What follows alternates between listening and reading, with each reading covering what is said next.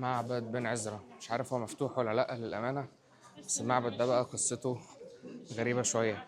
معبد بن عزرا ده أصلا كان كنيسة قبل ما يبقى معبد يهودي.